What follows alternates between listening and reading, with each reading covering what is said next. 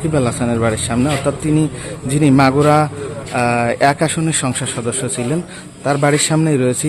কিছু সময় আগেই তার বাড়িতে একটি হামলার ঘটনা ঘটেছে বলে আমরা জানতে পেরেছি। সেই ঘটনার চিত্রটি দেখাচ্ছি যে এখানে আপনারা দেখতে পাচ্ছেন যে তার বাড়ির যে মেন ফটক রয়েছে, সেই মেন ফটকের সামনে যে মেন গেটটি রয়েছে, সেই গেটের কিছু অংশ দেখাচ্ছি। সেই গেটের অংশটিকেও ক্ষতিগ্রস্ত হয়েছে, আপনারা দেখতে পাচ্ছেন আপনারা সেই ক্ষতিগ্রস্ত অংশটুকু। এবং পেট্রোল বোমা হামলায় তার বাড়ির জানালা ক্ষতিগ্রস্ত হয়েছে। তো আপনারা দেখতেই পাচ্ছেন যে কিছু সময় আগে তার এই বাড়িতে হামলার ঘটনা ঘটেছে। তো যে বিষয়টা জানিয়ে রাখি যে ভারতের একটি সংবাদ সম্মেলনে তিনি ভার্চুয়ালি যুক্ত হয়েছিলেন। সেই যুক্ত হওয়ার পরপরই বিক্ষিপ্ত কিছু সমর্থকেরা তারা বাড়িতে হামলা চালিয়েছে বলে আমরা যতটুকু জানতে পেরেছি। এখানে এই ঘটনা ঘটার পরপরই এখানে মাগুরা সদর থানা থেকে পুলিশের টিম এসে তারা বিভিন্ন দিক খতিয়ে দেখছেন যে এই ঘটনাটি কারা ঘটিয়েছে।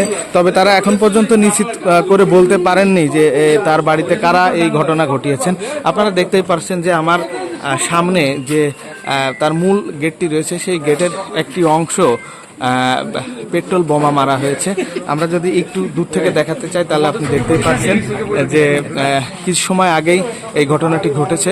আমরা গণমাধ্যম কর্মীরা রয়েছি, সংবাদ পেয়ে আমরা এখানে এসেছি। তবে পুলিশের সাথে কথা বলেছিলাম, এ বিষয়ে পুলিশ এখনও কোনো মন্তব্য করতে রাজি হয়নি। তারা বলছেন একটু পরে হয়তো বা জানানো সম্ভব হবে যে এই ঘটনাটা কিভাবে ঘটিয়েছে এবং কারা ঘটিয়েছে। তো আপনারা দেখছেন যে সাকিব আল হাসানের মাগুরা শহরের কেশব মোড় এলাকায় যে বাড়িটি রয়েছে, তিনতলা বিশিষ্ট বাড়ি, সেই বাড়ির সামনেই এই ঘটনাটি ঘটেছে। অর্থাৎ আমরা বলতে পারি তিনি যে সংবাদ সম্মেলনে যুক্ত হয়েছিলেন, সেই যুক্ত হওয়ার পরেই কিছু বিক্ষিপ্ত সমর্থকেরা তারা এই বাড়িতে হামলা চালিয়েছেন। আমি যদি একটু দেখাতে চাই তাহলে দেখতে পাচ্ছেন তার গেটের যে মূল ফটক, এখানেই পেট্রোল বোমা মারা হয়েছে। মারার পরেই গেটটি আগুন ধরে যায়। আগুন ধরার পরেই দেখেন কালচে রং ধারণ করেছে।